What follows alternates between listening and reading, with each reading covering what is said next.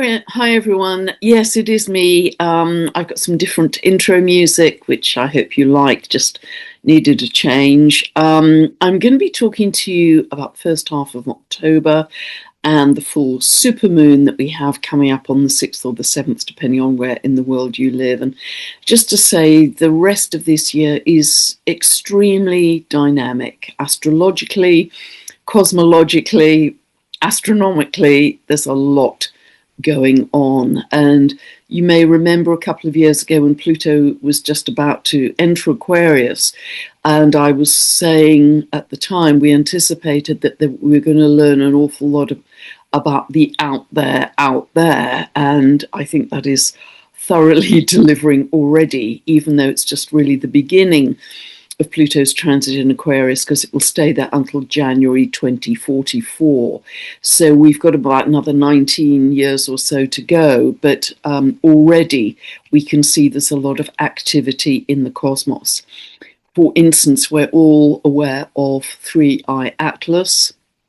Nobody knows quite what this interstellar object is. It was originally thought perhaps to be a comet, but it's behaving in very anomalous ways for a comet. And so it hasn't been defined yet, but it is traveling at enormous speeds. It's accelerating to 68 kilometers a second, even ahead of the speed of Mercury. So, and it will become closest to Mars in this flyby it's having on the 3rd of October, so we may discover more about it then. We may be able to get more sightings. It's now turned a kind of brilliant emerald green and is becoming much bigger and brighter in the sky. It reaches superior conjunction, which means that the Earth-Sun Three-Eye Atlas are in a straight line on the 21st of October, and that will be very interesting to see what happens then. And it reaches its perihelion, i.e. its closest point to the Sun, on the 29th of October. So I think we're going to have a very dynamic month with regard to Three-Eye Atlas. And in addition, riding in its wake, we have 6 other comets. And I understand that this is very rare for this number of comets, and certainly we haven't quite had anything like Three-Eye Atlas before. The previous 2 interstellar bodies were more closely defined as comets.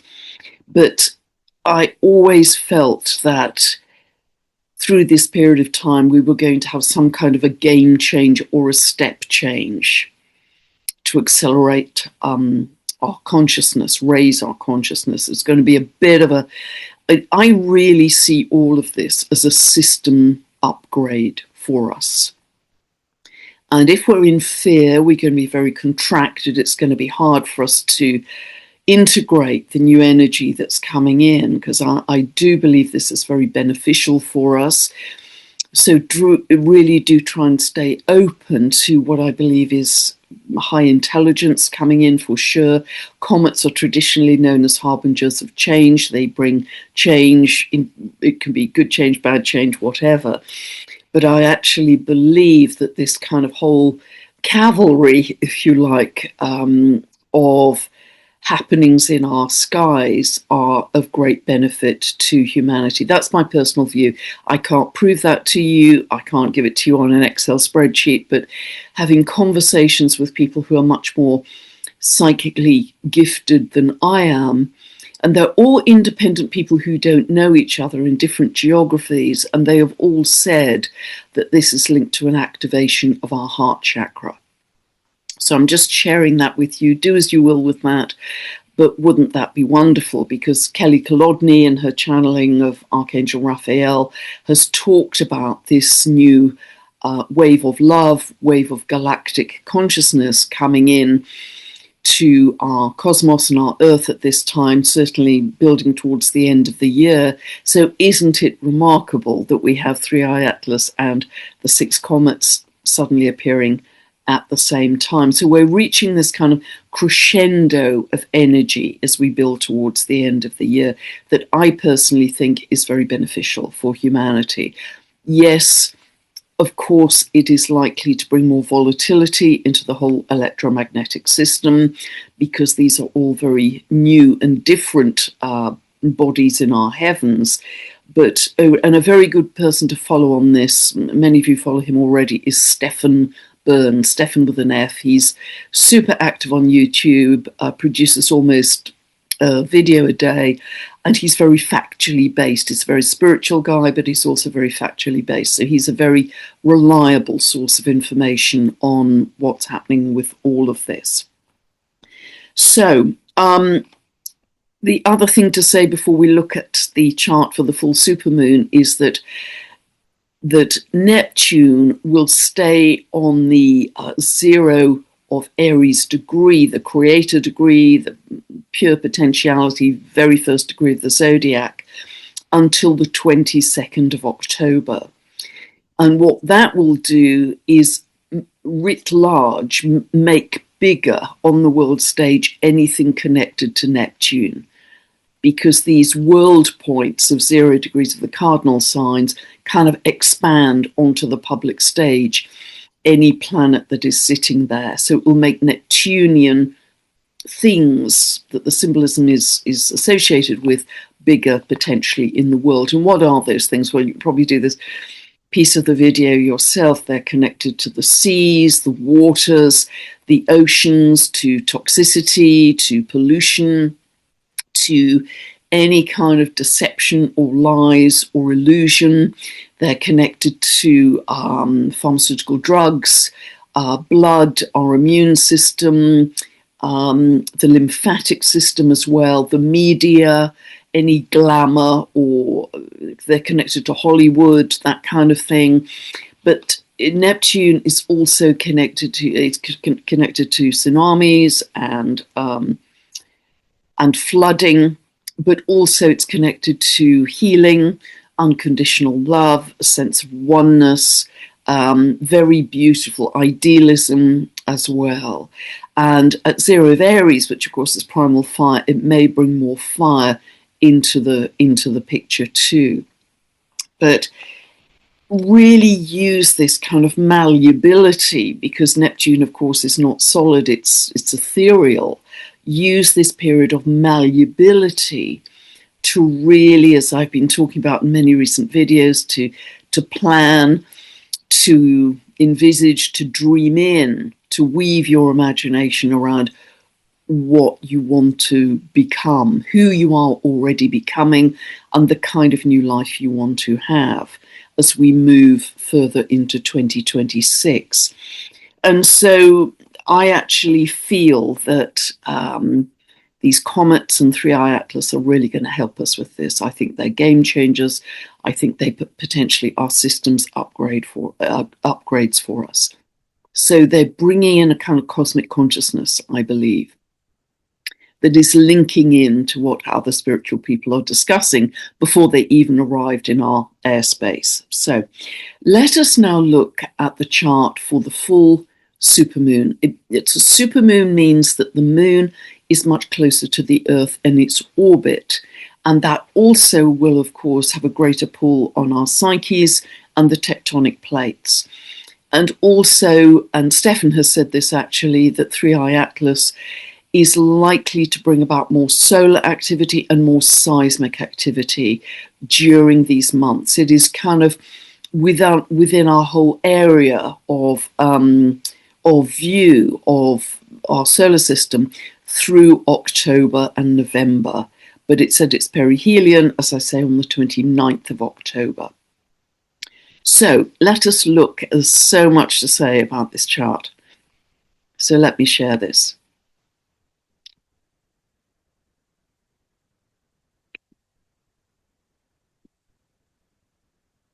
Okay, so at a full moon, remember this full supermoon, so very strong, and it's strong because it's in Aries. The sun and the moon are always opposite to each other. So this is at 1408 of Aries. So with Aries, we think it's ruled by Mars. Mars is also in a very strong position because it's in its ancient sign of rulership here, Scorpio. So it's powerful and focused and passionate. but I'll come on to that a little bit later.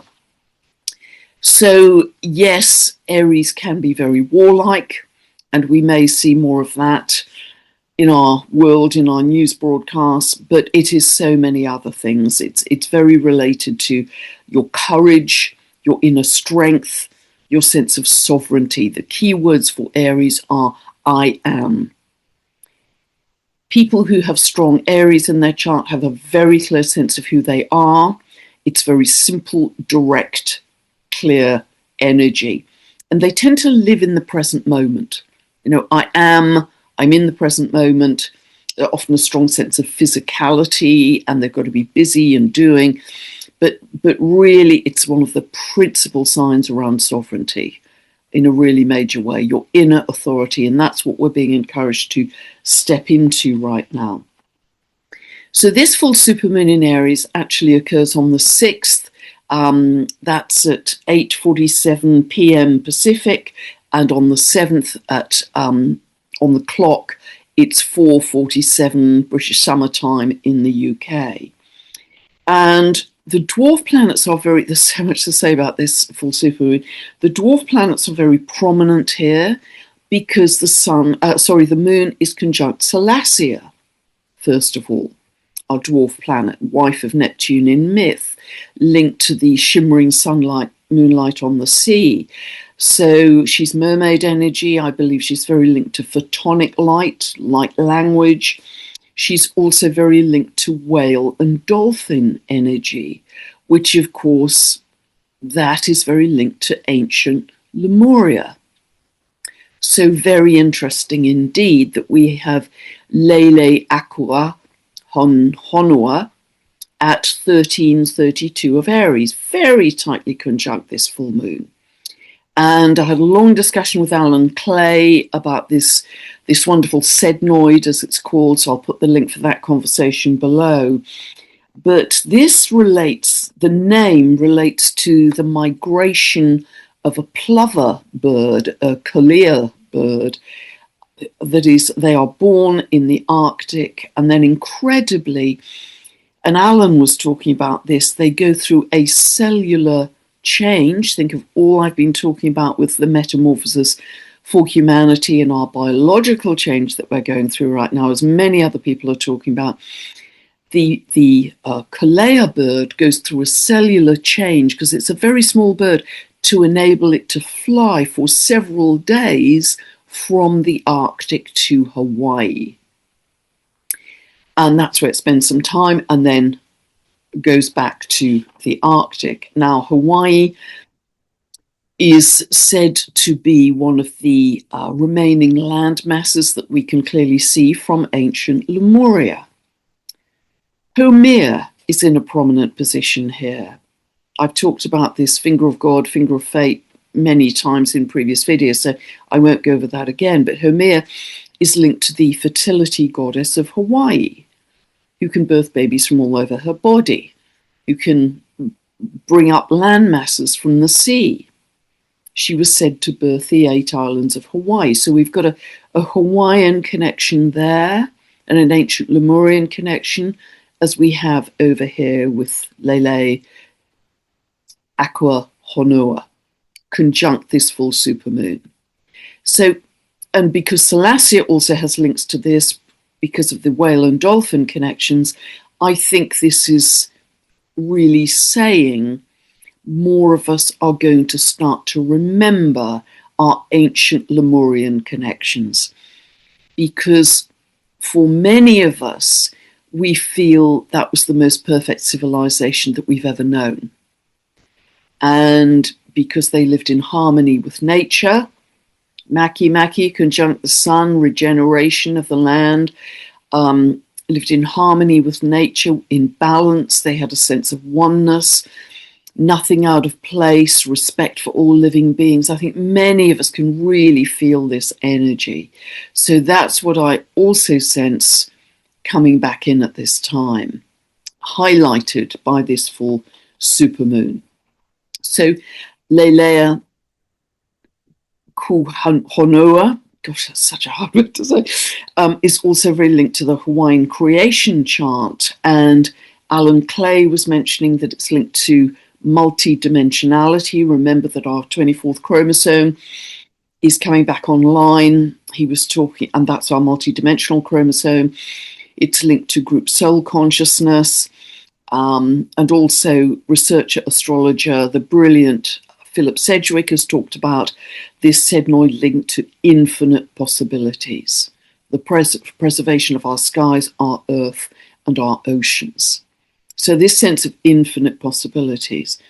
And with regard to the 24th chromosome coming online, I've talked in several videos about Cryon talking about this via Lee Carroll, and also Greg Braden talked about it. But I listened to a fascinating interview of Dr. John Ryan by Lisa Wetzel on her channel.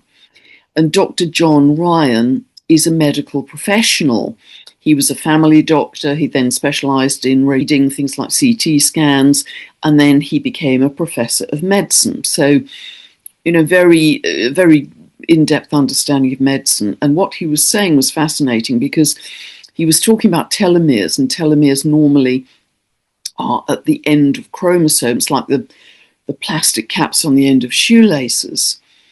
But for telomere number 2, for chromosome number 2, and remember I've been saying, and Greg Braden and Cryon have all been saying, that chromosome number 2 and chromosome number 7 were spliced together to remove the 24th chromosome and leave us with 23, which enabled us to have speech and developed our neural network, etc., but removed our multidimensionality. Dr. John Ryan was saying that the telomere on chromosome 2 is in the middle of the chromosome. It's not at the end, which indicated to him there'd been a splicing at some point in history between 50,000 and 200,000 years ago. Greg Braden and Cryon have been talking about 200,000 years ago that this splicing happened. So, isn't this fascinating? It's yet more verification of what happened then and what is coming back online as part of our metamorphosis as humanity. So, as I say, this full supermoon in Aries is shining a light on our courage and our sovereignty. And as well as Neptune being on the Aries point, also the moon conjunct Salacia will highlight issues around water and light at this time, I feel, and also, as I say, connections to ancient Lemuria. We are increasingly at this time going to be talking about New Earth. Mercury communication, talking, conjunct Homer, one of the most important symbols for New Earth. The Sun also conjunct Makemake, a great symbol for regeneration of the Earth as well. More and more of us are going to be talking about that as we kind of catch this higher frequency which is coming in for us. Mercury is being very tightly squared by Pluto here. Now, whenever you get a square between Mercury and Pluto, secrets tend to come to light. And that's particularly when Mercury is in the sign of secrets par excellence. Scorpio is the sign of deeply hidden secrets. They could be anything to do with big money or criminal activity or sexual activity or that kind of thing. And Aquarius, of course, is the sign of truth and also awakening. And in addition to that, we have this ongoing, very strong revolutionary energy, because the moon here is semi-square to Uranus and the sun is sesquiquadrate, 135 degrees to Uranus. Uranus is the planet of revolution, rebellion, truth, clarity, awakening. So I think ongoing, a lot of truth is going to be coming to light in the bright light of this full supermoon, and that is going to add to the kind of revolutionary fervor that we're seeing all over the world right now. That's very strong in Europe, very strong in the UK as well. This can also relate to galactic energy and galactic communication, because Uranus galactic in Gemini communication. So a lot more, I think, galactic information, Gemini, coming into our whole sphere. It's also very related to Kundalini energy, Uranus as well. So more people are going to be experiencing a kind of physical awakening via Kundalini as well. We have Mars here very passionately in Scorpio, and that is in a quindecile, which is a 165-degree aspect to Chiron. So this could be feeling very passionate and angry around where we've been wounded in some way. It's energizing all of that. And that is, again, adding to the revolutionary energy too. Where you have a quindecile and you have to keep a very tight orb 2 degrees either way, there's a feeling of obsession or upset or upheaval around that wounding, where our sovereignty has been wounded, where we felt like a victim, etc. So that, some very strong energy here. Also, we have the Sun in quindecile aspect, same again, upheaval, upset, obsession, to Neptune, and it's pretty much picking up Saturn as well. So there's this increasing obsession and focus on, okay, how are we making real the dream? What's true, what's not? But there is a sense of the veil collapsing here. There's a sense of the veil collapsing, any illusion or deception being revealed at this time. But for many people, that may appear to be confusing. For some people, it's going to be truth, it's going to be clarity. For other people, it could be just overwhelm, Neptune, and very confusing. So where that's the case, just try and withdraw from the noise. Actually, for everybody, withdraw from the noise, because you're just going to get fried and frazzled with that amount of noise, information, contradictory facts, he said, she said. It's just going to be dizzying. And so I'd strongly suggest, live from the inside out. Think of what's happening, I believe, at the moment, with a lot of very high frequency energy and heart chakra activation coming in for us. Boy, that's an opportunity we do not want to miss by a mile. Because once 3i Atlas leaves the flyby of our solar system, we have no idea if it will ever return. This is a one-off. This isn't an orbit. It's a one-off. So really, more than ever, live from the inside out. Shut your eyes several times a day if you can. Drop into your breath. Imagine that you're breathing in and out through the heart as if your heart were your lungs. And that is just do it for a few minutes. That slows you down, slows down your breathing, reduces your cortisol levels, boosts your immunity, all kinds of amazing physiological changes in a few moments if you do that. That has so many benefits, psychological, physiological, spiritual. Can't emphasize that enough. We also have here Neptune quite tightly squared to Ixion, who in one aspect of the myth was the lawless brother of Pluto, and the myth, he was eventually spun off on a burning wheel because he had no moral compass about murder and murdering his father-in-law, no remorse. But Alan Clay calls him seeker consciousness, and he is the personification of authenticity. Personification of authenticity, the quintessence, let's say, of authenticity. Because the other side of the myth, his positive expression is he can put a knapsack on his back and just head off from mainstream society whistling a tune, and he's going to find joy through simplicity. And I think so many of us yearn for simplicity from all that's happening in our world. We also have Jupiter here, Jupiter in Cancer, very concerned with self-care, very concerned with motherhood and nurturing. And that is nicely trine to Saturn. And wherever you get positive aspects between Jupiter and Saturn, it's about cautious building for the future, Jupiter with a vision, Jupiter, cautious building for our future, but very much in a spiritual context, Pisces, and very focused on nurturing of others and self-care. We're going to look after ourselves. We're going to stand in our sovereignty, our authority. We're going to look after ourselves. We're going to look after each other. We're going to operate from the grassroots up. Communities, collaborations.